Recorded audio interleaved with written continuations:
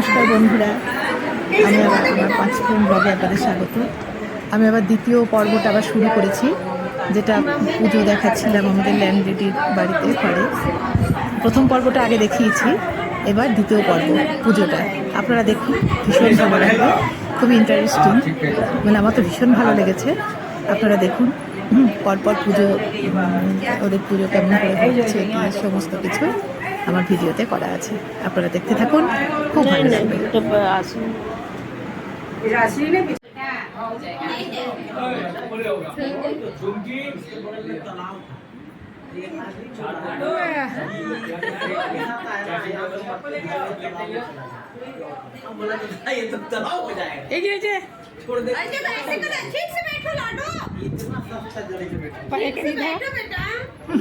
বাচ্চারা মোবাইলে গেম খেলায় ব্যস্ত, মানে তাকাচ্ছি না, গেম পাশে পুচকিটা শুয়ে আছে। হাসি হাসি হাসো, ও হাসবে না, রাগ হয়েছে।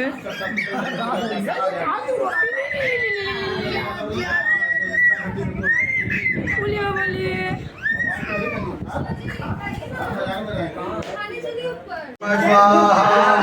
ओम श्री गंगणपतये नमः स्वाहा। श्री शांतिकलसादिर्वामदेवरणाय स्वाहा। शांतिकलसादिर्वामदेवरणाय स्वाहा। शांतिकलसादिर्वामदेवरणाय स्वाहा। सूर्याय स्वाहा। चंद्राय स्वाहा। धूमाय स्वाहा। बुद्धाय स्वाहा। ओम बृहस्पतये स्वाहा। ओम शुक्राय स्वाहा। शनिश्चराय स्वाहा।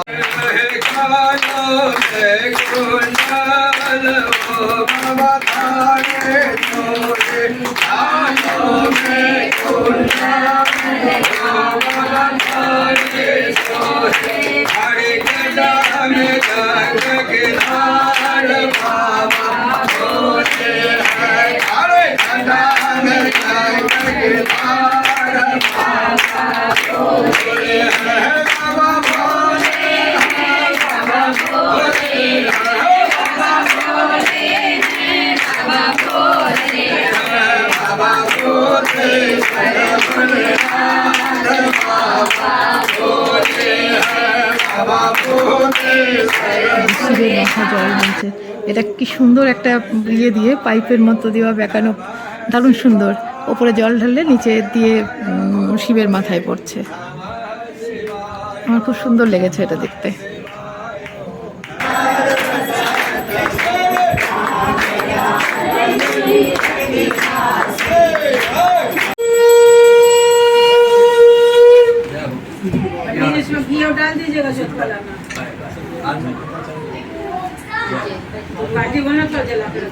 अब भगवान कहते हैं सुनिए दूसरा अध्याय।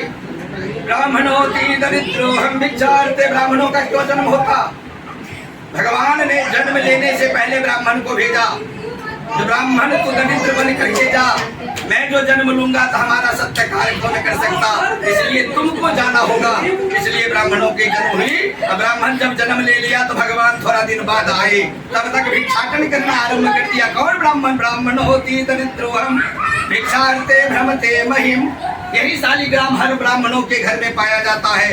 इनको स्नान ध्यान किया और गमछा में बांध करके कंधा पर रखा, चला भीख मांगने। कोई कंपनी फैक्ट्री ब्राह्मण को नहीं है, चले बाबू बड़े बड़े जजमान के यहाँ 2 रुपया 5 रुपया दे दिया, उसी से जीवन यापन उस ब्राह्मण को चला। आज भगवान सत्यनारायण के मन में लग रहा, एक गरीब ब्राह्मण मेरा रोज पूजा करता है, मैं आज उसको उद्धार कर दूंगा। ये भी फटा चिटा वस्त्र भगवान पहने और बूढ़ा रूप लाठी धारण किए और चले कहाँ भीख मांगने? किसके साथ? उस ब्राह्मणों के साथ। रास्ता में जब मिला भगवान सत्यनारायण वह ब्राह्मण के दरबार में, तो कहता है तू कहाँ जा रहा है? तुम्हारे मन में क्या है? कहा मैं भीख मांगने जा रहा हूँ, मैं अति दरिद्र हूँ, भिक्षाटन करके लाता हूँ तो अपना जीवन यापन चलाता हूँ। हे ब्राह्मण, ये भिक्षाटन छुड़ाने का कोई उपाय जानते हो? तुरंत सत्यनारायण प्रभु कहा, जो सत्यनारायण कथा क्यों नहीं करता?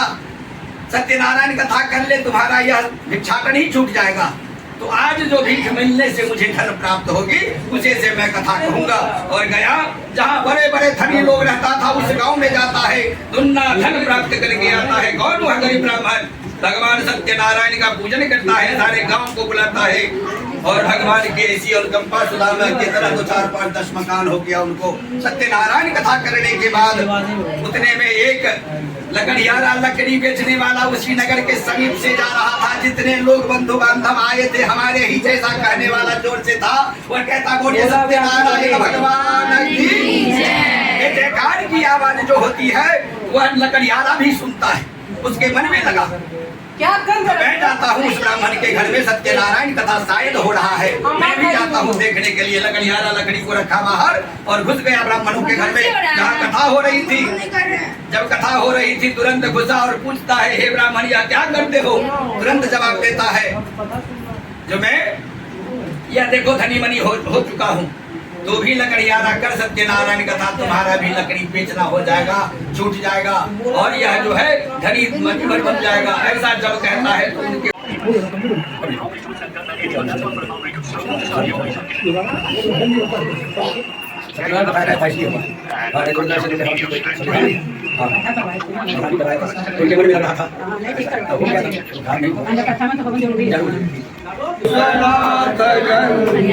बोल शंकर भगवान की जय।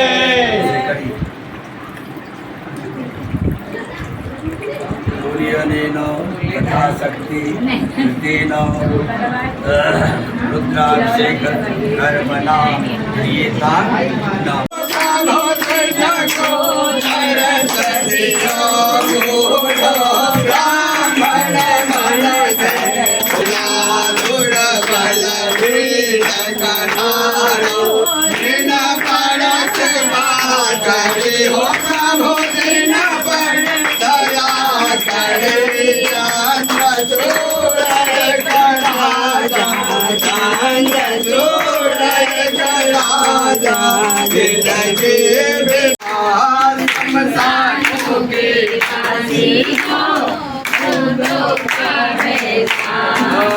तेरा गंगा किनारे तेरा गंगा किनारे तेरा ओ बाबा भूतनाथ शमशानों के काशी हो तो है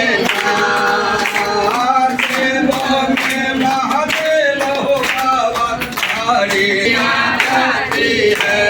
श्रद्धा के चरणों में तेरे आकर शीश झुकाते हैं। श्रद्धा के चरणों में तेरे आकर शीश झुकाती है। जो पाँव पकड़ ले तेरे जो पाँव पकड़ ले तेरे तो पकड़े उनका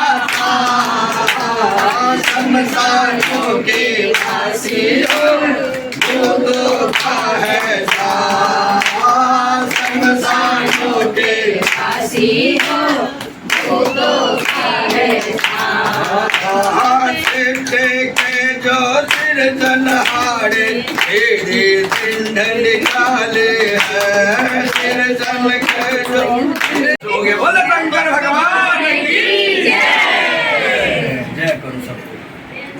बाबा भूतेश्वर भोलेनाथ बाबा भोले है बाबा भूतेश्वर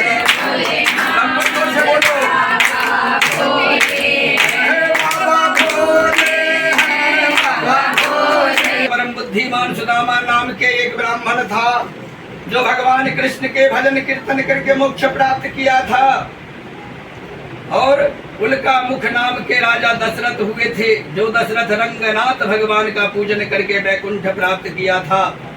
और साधु नाम वैश्य मोरध्वज हुआ। ये 5 फल हम भगवान सत्यनारायण को क्यों चढ़ाते? इसकी क्या विशेषता है जो 5 फल पर ही भगवान सत्यनारायण प्रसन्न रहेंगे? और हनुमान जी एक, दुर्गा जी एक, शंकर जी एक और ये सत्यनारायण प्रभु 5। आखिर क्यों? इनमें क्या विशेष? सत्यनारायण के दरबार में आज परीक्षा करने के लिए पहुंचता है मोरध्वज के दरबार में।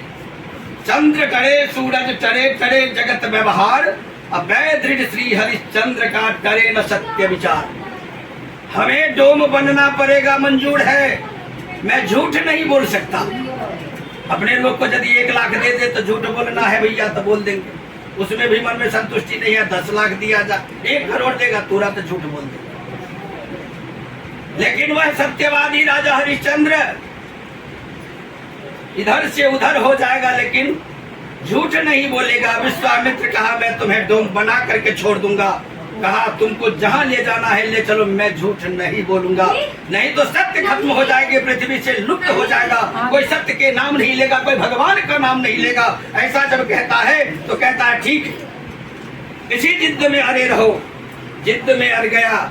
रात में स्वप्न विश्वामित्र किसको देता है? राजा हरिश्चंद्र को सारा संपत्ति दान हो गया। ऐसा स्वप्न में देखता, स्वप्न में बहुत सारे देखते रहते हैं, अपने लोग भी देखते हैं स्वप्न में, लेकिन याद रहता है कभी बात, कभी नहीं याद रहता है। लेकिन राजा था, याद रहा।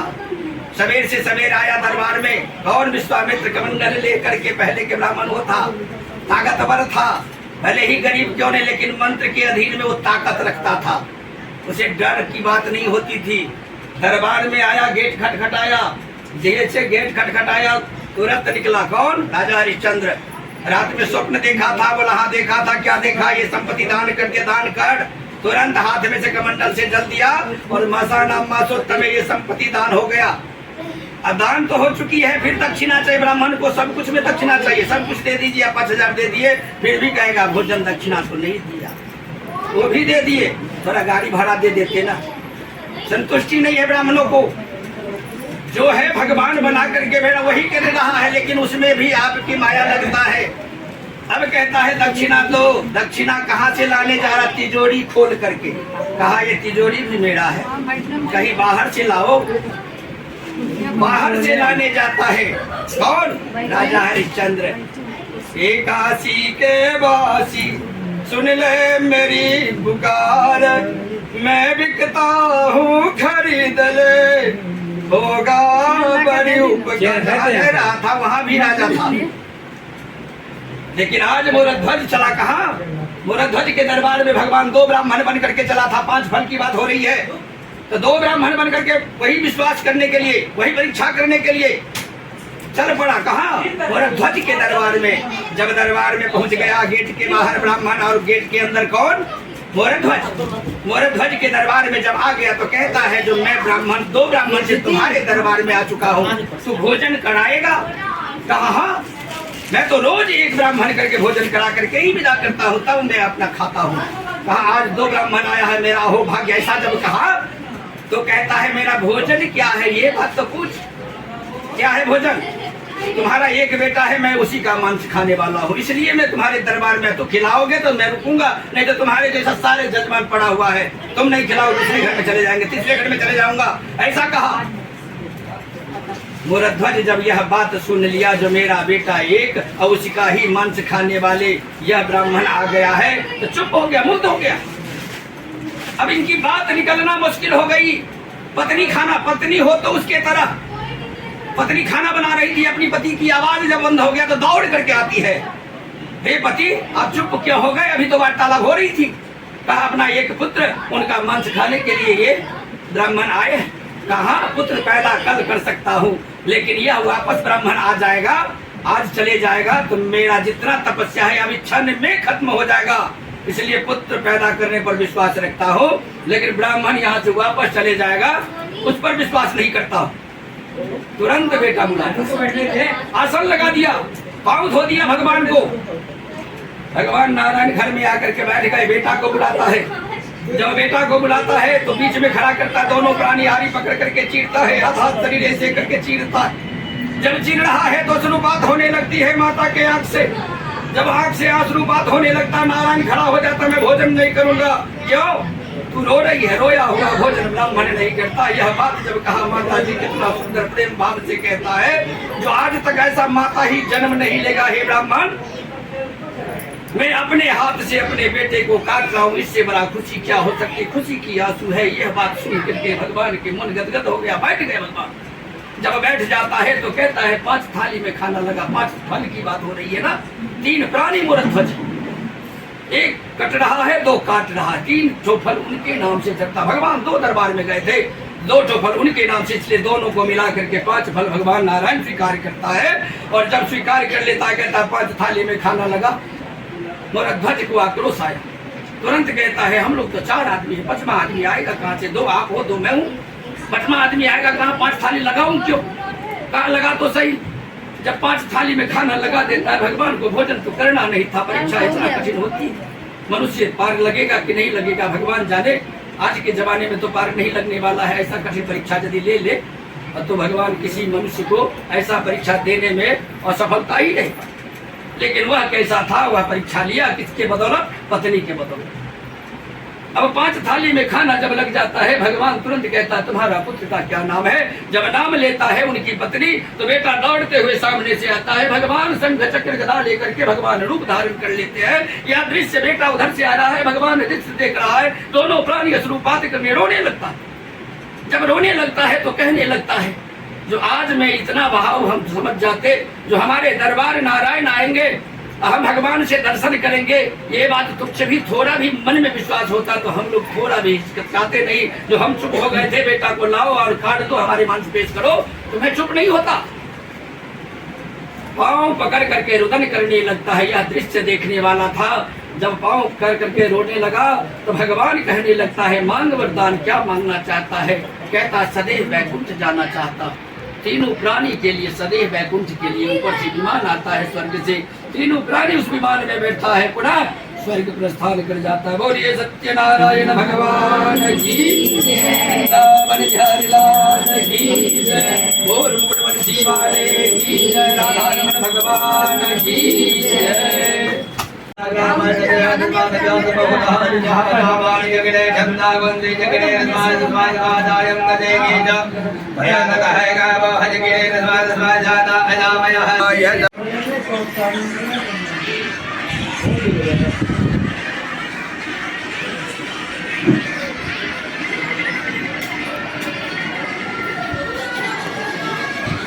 मृत्युंजय महादेव।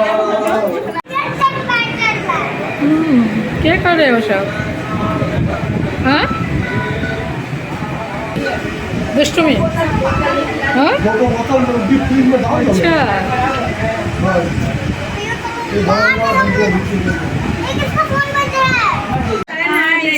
स्नान ध्यान तालाब से करके आ गए, अब उनको सजाना है। साड़ी कुर्ता कमीज पहनाइए।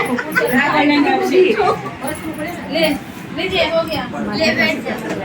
एक बात है, बात भाई चढ़ाए, अब हम खुद पकाएंगे तो बात भाई बात है ना सब कुछ। अभी तो पहले से बुलाइए, देखते रहा अंत में हमारा बोलिया पंडित जी। जितेंद्रिय सत्यवादी जजु देवालयं प्रदेति देति धनं दत्वा जाते संतोष सोत देहे। भगवान सूत जी कहते हैं, जो मैं आगे की कथा कहता हूँ, प्राचीन काल में उनका मुख नाम के एक राजा था। राजा तो था 2-4 राज्य के, लेकिन उसे संतान नहीं थी। जब संतान नहीं होता है तो मन बेचैन हो जाता है। राजा के मन बेचैन हो चुका था। सारे नगर बस्ती गरीब लोग को भी संतान है, हमें संतान क्यों नहीं हुआ? अपना जन्म पत्री उठाया और किसी ब्राह्मणों के पास, ज्योतिषी के पास चले जाता है और पूछता है हमारे भाग्य में क्या लिखा है। तुरंत जवाब देता है तुम्हारे भाग्य में संतान की अवगति नहीं है। तुम धर्म करो, दान करो, तुम उसे से संतान की अवगति होगी। लाख रुपया रोज दान करना आरंभ कर दिया। कौन राजा पैसा की कमी नहीं थी। और भद्रशिला नदी के तट पर संध्या के समय सत्यनारायण कथा करना आरंभ कर दिया। जैसे ब्राह्मण कहा उसी तरह से वह कहना शुरू कर दिया। जब करना शुरू कर दिया तो एक वैश्य व्यापार नौका में सोना चांदी भर करके व्यापार करने के लिए चल पड़ा था। राजा को जो पूजा करते देखा, नदी के तट पर नौका खड़ा किया और ऊपर चढ़ा। जैसे ही ऊपर चढ़ा देखा राजा को पूजा करते हुए बनिया। तुरंत पूछता है वह बनिया, हे राजन यह क्या करते हो? इसके करने से क्या फल मिलता है? तुरंत जवाब देता है मुझे संतान नहीं है, संतानहीन हूँ, इसके कारण मुझे संतान होगा। तुरंत जवाब बनिया देता है मुझे भी कोई संतान नहीं है, सारा वृतांत मुझसे भी कहो। सारा वृतांत उसे बताता है, पंचामृत लेता है, प्रसाद लेता है, पुनः घर वापस जाता है और अपने स्त्री लीलावती को समझाता है। जो मैं जा रहा था व्यापार में, राजा के यहाँ पूजा करते देखा, उसे संतान नहीं है, सत्यनारायण की कृपा से उसे संतान होगा। तुरंत उनकी पत्नी आंख बंद करके भगवान से वर मांगता है, हे प्रभु हमारे यहाँ संतान जरूर देना, बनिया कभी पूजा करने वाला नहीं है।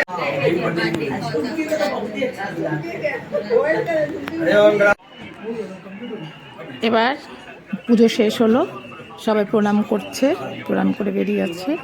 আমি আমার ব্লগটাও এখানে শেষ করছি। আপনারা অবশ্যই লাইক, কমেন্ট এবং সাবস্ক্রাইব করবেন। আপনাদের একটা লাইক আমাকে অনেক দূর যেতে সাহায্য করবে।